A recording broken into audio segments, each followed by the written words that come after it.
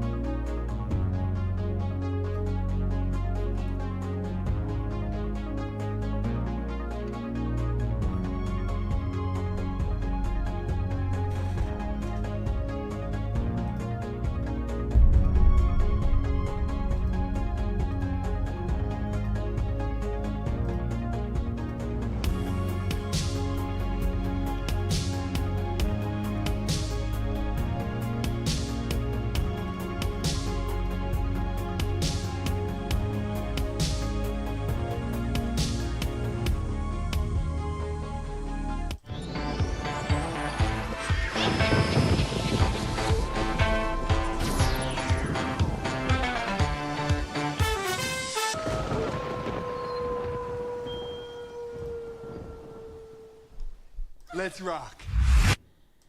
Ladies and gentlemen, welcome in here. Thank you for being here. Feral Friday is on the air, publicly buzzed. We've made it through another week. What is going on? Thanks for being here. Really appreciate it. Got Dan in the background there. Let me get him out here real quick. Boom. What's up, dude? Yo, yo. Dandy Savage in the house. Oh, yeah. What's up, dude? Hanging out. Same. Been moving a little slow tonight. You have? Yeah, I just haven't done anything. Well, I was out today quite a bit, and then I got home and chilled for a little bit, and I just couldn't get moving again. I right before, that. Like, that's why I asked you if we were going live at 9, because I wasn't even ready. I was, like, not even close to ready. Dude, I get it, man. Yeah, we actually went down to Tazewell and got a little bit of food, and but yeah, I get that. That's when you kind of sit down after a day, dude. You're like, all right, I'm done. I'm on my first beer still. Oh shit! Whoa, yeah, it's still early too, though. So, yeah, dude. Did you read any of the articles I sent you earlier coming up on this this trial coming up next week? I didn't read any of them, but I am somewhat familiar with this. Yeah, last year Alec Baldwin also is being has a involuntary manslaughter charge. So his trial was going to be second, but the first one coming up this coming Wednesday is going to be Hannah Gutierrez Reed. Did I say that right, Dan? Hannah Gutierrez. Say it again. Gutierrez. I was butchering that earlier, and I was listening to it actually said, but Hannah Gutierrez Reed trial. Yeah, that's going to be starting Wednesday, and there's a lot of interesting factors to this one that's piqued me. So, oh shit, that one's got a fucking paywall, so I'm not going to be doing that one, but hold on. Gutierrez. This one should be good, though. An article to read here. And again, just kind of getting us ready for a Kick. We're going to go over to Kick and probably have a good time. Let me get the Kick link in here for anybody that is not following. Please make sure you're on there for later tonight. For when we pop over to there. Have a good time. But yeah, I'm going to jump in here real quick out the gate. First of all, let me see who all's hanging out in here real quick. Mosh hanging out. Happy Valentine's Day to you, brother. I saw him out in town today. Oh, whoa. Nice. I ain't seen Mosh in too damn long. Yeah, it was wild for me, too. That's awesome. Pokemon coming through. Thank you, Pokemon.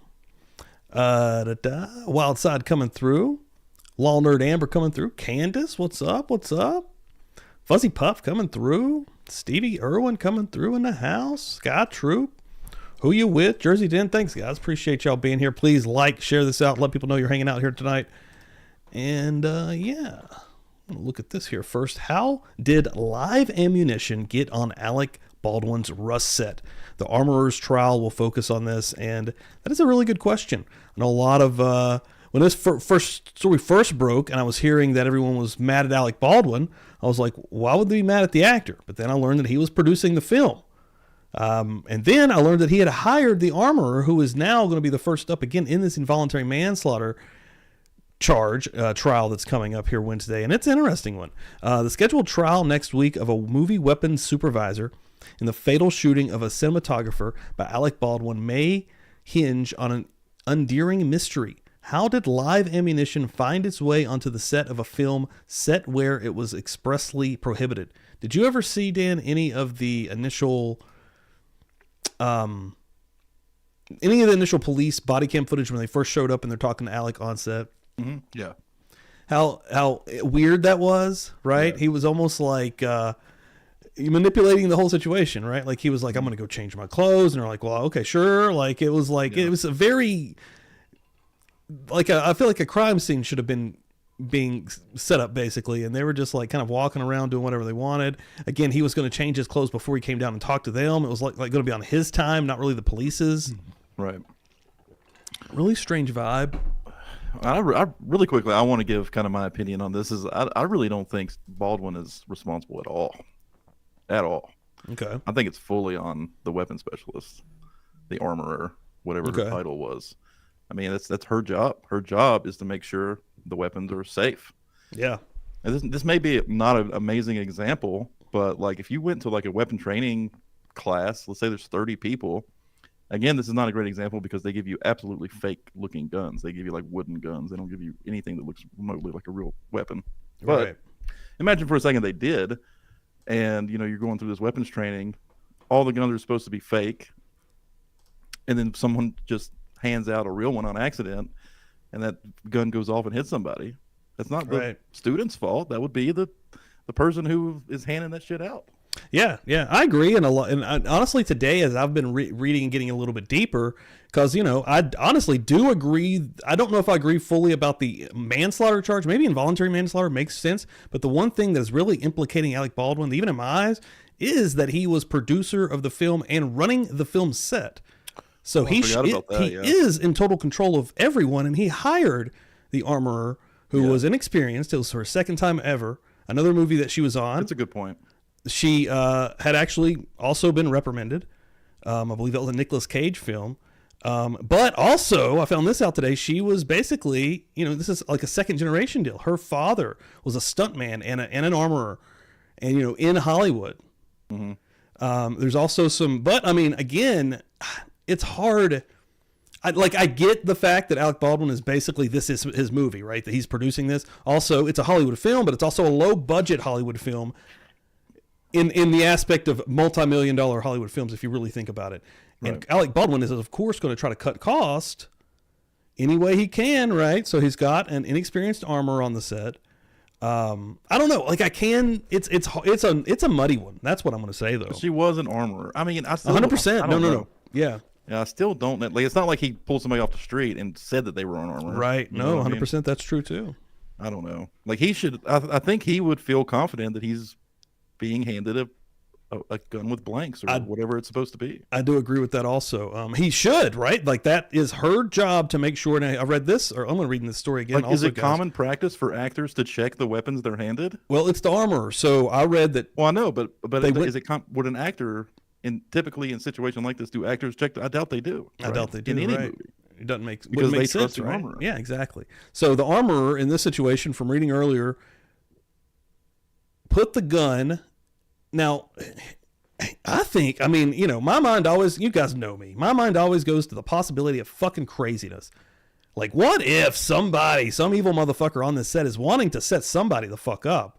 And first of all, real bullets should not be on the set, period. Yeah. But we have also learned that they were shooting real bullets on the set, which is terrible. That's terrible, yeah. That's something that is prohibited on all movie sets. So there's already some bullshit happening here. But so when they break for lunch, she locks this gun in a safe, and then when they get back, she takes the gun out of the safe, and it says when she put the gun in the safe, she had checked it. So a dummy bullet to a real bullet, there's a way to tell because you can actually, there's a little hole in a dummy bullet, and you can also shake it and you won't hear the little pellets bouncing around. You can actually hear it. So like there's multiple ways to tell that there's a real bullet and not a real bullet. There's also some implications that she might have been high or drunk on set during this time. There's a lot of shit that's kind of going against her. Now, one thing I was listening to an argument earlier, they're doing some motions in front of the judge, and the defense is basically trying to, so the state is trying to get text messages put into the trial where she basically is talking to folks about drugs all the time. Apparently she is talking a lot about drugs, and the defense is trying to get that thrown out because they think that, that's going to be negative towards her, which I'm sure it will be. But to my knowledge, again, this is just me kind of going off the cuff here, guys, with some stuff I was reading earlier. I may not be 100% on all this, but I don't think they did blood work when they got her in for the initial interrogation. So I don't know if they know that she had anything, because she came back for a second interrogation, but that initial one on that day when she got brought in, I don't think there was blood work done. Correct me if I'm wrong in the chat if you know it's different, but I read that earlier. And they wouldn't know what was in her system then. So yeah, people are still, I mean, and you've kind of said it yourself, implicating Alec because he's the producer, but like in any other job, like, or, industry, like a CEO doesn't necessarily know how the sausage is made or work the line of the machines where the sausage is made. You know what I mean? Right. He trusts the workers to know how to do that. That's what I thought. If there's an accident there, the CEO is not responsible just because he oversees the whole company, right? Right. No, and I do. When I first heard this, and everyone online was, because Alec Baldwin's an easy target. People go after him all the time, and I'm not an Alec Baldwin fan, quite personally. I've seen him do lots of interactions that I was kind of grossed out by, but I was like, why would they be going after the actor? Why would they go after Alec Baldwin? That's just stupid. And then I learned a little bit deeper, but no, I'm more on your side for sure with. It's her. Like, she is the person. I mean, more than her fault. It sucks. Like, and I think, ultimately he's being pulled into it. And I mean, it sucks, but I mean, all right, let's read in here a little bit, guys. Was it, what kind of weapon was it? It was I think a Colt 45 revolver, if I'm not mistaken. Investigators recovered 6 live rounds of ammunition from now here, listen to this. Listen to this. Well, I will point out too, before you read that like if Alec Baldwin knew there were live rounds on set and didn't do anything about that implicates him a little bit. That does. Like if he was saying, that's a damn good point. If he knew they were out shooting target practice, which they apparently were. Investigators recovered 6 live rounds of ammunition from a box, a band oiler, which I had to look up, which is like basically a shoulder holster that holds bullets, a gun belt, and other locations on set. So listen to that. Do you hear that? I'm in the second paragraph, and it's already insanity. They found 6 rounds of ammunition in different locations. Okay, it's not just it's all over. Why would there be one real bullet in a box, one real bullet in this shoulder holster, one real bullet in a gun belt? Why would they be? Oh, that's what makes it feel fucking weird, right? Yeah. Like, not being careful at all. That's absurd. Dude, it's insane. Special prosecutors say they will present substantial evidence at the trial that movie armorer Halyna Gutierrez Reed, say it, Dan, Gutierrez. Bam. Halyna Gutierrez Reed unwittingly brought live rounds onto the set when she first began to work on the film. They say that includes photos showing that live rounds were present on the set before Hutchinson was killed. They also plan to present testimony that months before the shooting, Gutierrez had looked for and purchased a 45 caliber ammunition. Excuse me. Miss Gutierrez is not charged with intentional homicide. She is charged with homicide based on negligence, which seems like what's going on. The tragedy occurred during the series of negligent acts, given that the live rounds were on set well before October 21st, 2021. Her ongoing negligent acts created numerous opportunities for live rounds to go undetected. The fact they're spread all over the place is fucking nuts. Yeah, that's insane. Gutierrez Reed has pleaded not guilty to involuntary manslaughter charges. I'm not going to play all that. Yeah, Flimsy is how her attorneys describe the evidence that she might have unknowingly brought live rounds on set, saying it falls far short of standards. If that's true, dude, that's not good at all. Like, yeah, who brought the live rounds onto the set? Her attorney Her attorneys have accused prosecutors of compromising a crucial trial witness by handing over privileged communications about their case to the Albuquerque-based dummy ammunition supplier for Rust, whom they contend is the source of live ammunition that made its way onto the set. Whoa, okay. A civil lawsuit by Gutierrez Reed against ammunition supplier Seth Kinney was dismissed in August. So they're saying this guy brought the live ammo on. And that case was dismissed, but it does say she can refile the case. Much of the evidence about ammunition on set, culled from sources including thousands of text messages between Rust crew members, have not been made public under commonplace rules. We're going to be seeing that in the trial, I'm sure. This one's going to be intriguing. The proceedings against the armorer hold implications for Baldwin, the lead actor and co-producer, excuse me, I always called him just the producer. I wonder who the other person is. And while they aren't, is okay, so now I've got a new question. Okay, if he's the co-producer and there is another person helping him produce this film, why aren't they up here? Why haven't we heard that name? Because he was holding the gun. Fully just because he pulled the trigger. I don't agree with that. I don't agree with that part. They're definitely not charging him just because he was overseeing. And in the involuntary manslaughter part, I mean, it lines up. That I don't agree with that. He had no way of knowing, I don't think. No. I agree with if he knew there was live ammo on that set, that's fucked. But you're right. That's why there's only one co-producer here. The investigation, in my opinion, needs to be who brought the live ammo, right? Who was that? How did it end up mixed in with the dummy ammo? That's the real question. It's still completely her fault that she wasn't able to assess the ammunition going into the gun and determine whether there was live ammo in the gun or not. That's insane. That's literally her only job. It's pretty important. She's absolutely responsible because she did not double check. She didn't do her job. And we're talking about someone dying here. This is insane. Exactly, dude. Yeah. At the end of the day, but whoever brought the live ammo is also implicated in the murder, because it shouldn't have been on the set at all. It shouldn't have been there. Who brought the live ammo? Who's mixing the ammo with the dummy ammo? This is insane. It's crazy.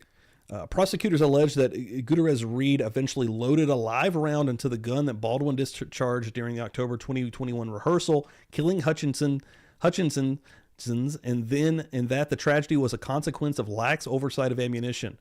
Baldwin has said he assumed the gun had only inert dummy rounds inside that can't fire and that someone else is responsible. But the indictment against Baldwin provides two alternative standards for prosecution, one based on the neglect use of a firearm and another tied to negligence without due caution or circumspection, also defined as a total disregard of indifference for the safety of others. Legal experts say the latter standard could broaden the investigation beyond Baldwin's handling of the gun. A date has not been set yet for Baldwin's potential trial. Rust used, and he got out of it initially. I don't know if you know that, Dan. They were not going to press charges. I guess there was some kind of change of power, and they decided to, and I may be misrepresenting this also, but they took it to a grand jury, and the grand jury decided to re-indict Alec Baldwin actually last month. So this is all brand new with him. I didn't know that part. Yeah, he got out of it, and now he's back in it. Rust used an operable revolver industry-wide guidance used under a bulletin that applied to Rust.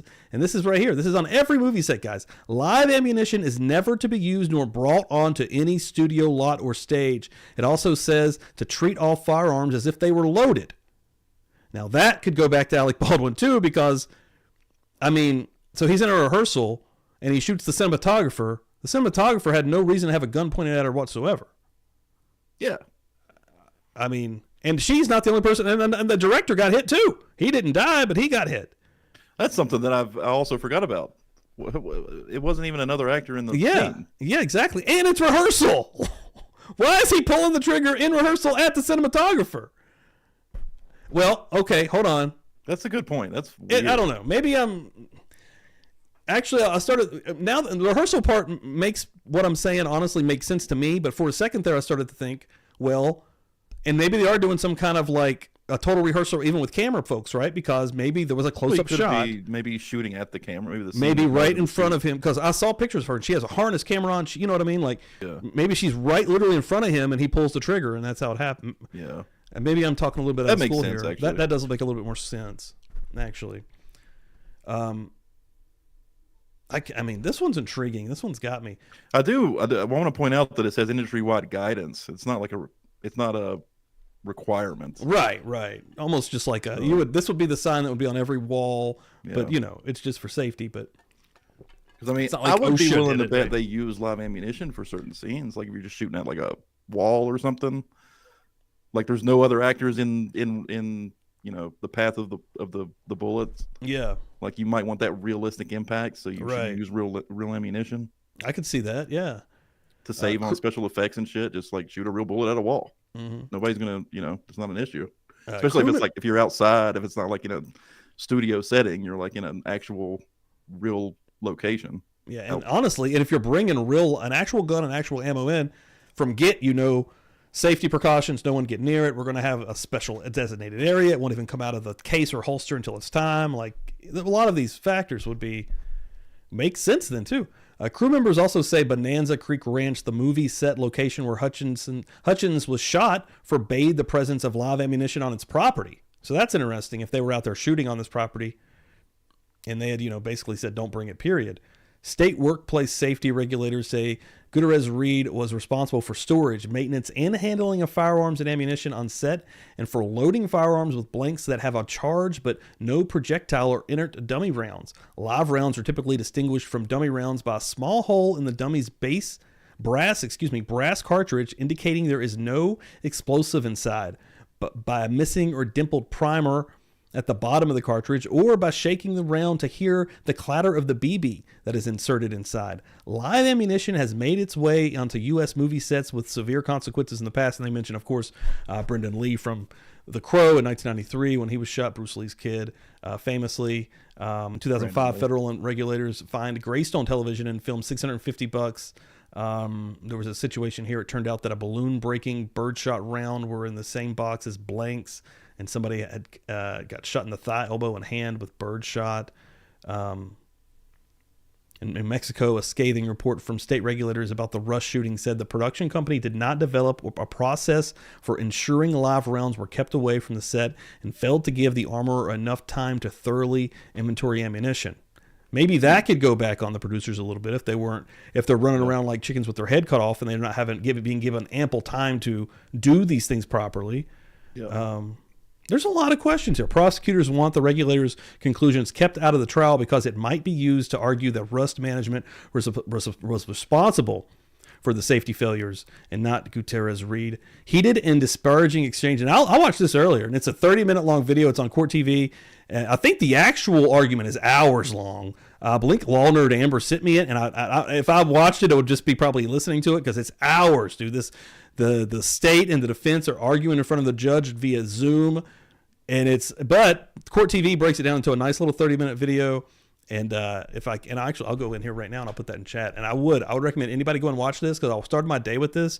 And that's what I already knew about this, but I got word, saw that this was coming next week. And I'm like, well, I wasn't fully in, it's got a lot of interesting points to it, but this video got me. Let me see. Still had right here, the swing video up. Well, I love that video. First of all, it is so good, dude. Dear God. Okay, but please, guys, go check that out. It's freaking fire. Like that's craziness. That'll probably get you guys in it just as much as it did me. But yeah, dude. Like next week, Wednesday it starts up again. I'm still going to be on top of the Alaska trial that's still going. Also, folks, a lot of stuff going on here. Publicly buzzed. Woo! Feral Friday, yeah. Dan. I'll say there's an argument for the producers being, responsible in some way. There's an argument there for sure. Yeah, I think so too. Woo! Got me going. Definitely, the most of the responsibility is on Gutierrez, the armorer, but I definitely can see an argument for Baldwin and the production company itself being so responsible. Dude. Yeah, man, it's interesting. I can't wait to kind of see what some of the arguments again, the arguments in that 30-minute clip that I just now shared in the chat there are fiery. Like the state is she's going for the throat, and the defense is taking exception to it. It's pretty interesting. But yeah, dude. Yeah, this one seems really interesting. Let me look through the chat here. What do we got in here? What's going on, everybody? Looks like a lot of folks came through here. A lot of new folks coming through here. What's going on? Get to know. Stop. Hello, all. New subscriber. Welcome in here, bud. Hell yeah. Tom Polick. Hell yeah. What's up, everybody? Tanya coming through. Guys, we're getting ready to head over to Kick. We're going to be hanging out. We're going to be listening to a little bit of music, hanging and banging. Austin Rains came through. Kaylin. The live ammo should have never even been there whatsoever. Absolutely. Phil coming through. What's up, guys? Hell yeah. Looks like the crew came through for Phil Friday, baby. Still coming through. Mandy's in here. What's up, Mandy? What's Stevie saying? I don't want Christian Bale in the middle of 7 months of strict method acting to be responsible party for gun safety. What's the point of an armor? Yeah, exactly. Yeah, exactly. An independent movie, most co-producers are really just financial backers of the film and get a producer credit for investing. Yeah, I mean that's true. Like That's true. how much work was he actually doing? That's true. Good point, Kaylin. Yeah. Yeah, some of the movie stuff and behind the scenes, I am honestly just kind of talking out of my ass on some of that stuff. Yeah, because it's absolutely possible he just threw money up to make the movie and he didn't have any actual.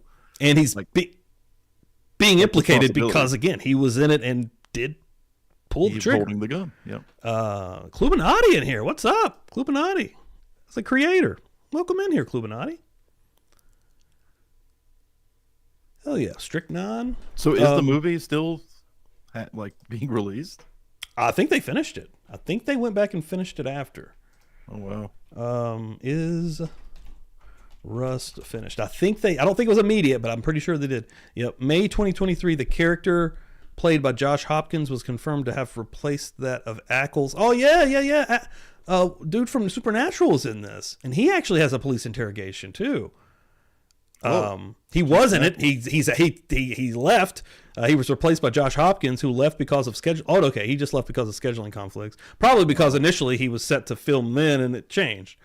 Right. On October 24th. Yeah, he does a lot of. He works on The Boys and stuff. So yeah.